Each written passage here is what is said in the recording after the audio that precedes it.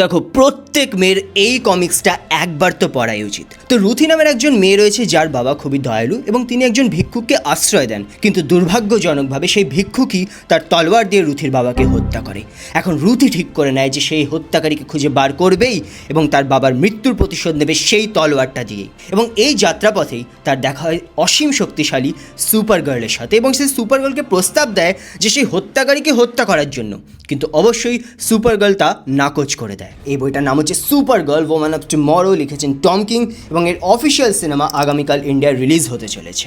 একটা অত্যাশ্চর্য স্পেস অ্যাডভেঞ্চারের গল্প এটা, যেখানে ব্রেথ টেকিং আর্টওয়ার্ক পেয়ে যাবে যার কালারিং প্যানেল থেকে চোখ ফেরানোর কোনো উপায় নেই। এবং মোর ইম্পর্টেন্টলি এই গল্পটা সেই সকল মেয়েদের জন্য যারা সামাজিক প্রতিবন্ধকতার পাশে নিজের ট্রমা, স্মৃতি এবং অন্তর্দ্বন্দ্বের সাথে লড়াই করে নিজের পরিচয় স্থাপন করতে চায়। এবং আমাদের চ্যানেলকে আরেকটু স্থাপন করে দেওয়ার জন্য ফলো করে দিও।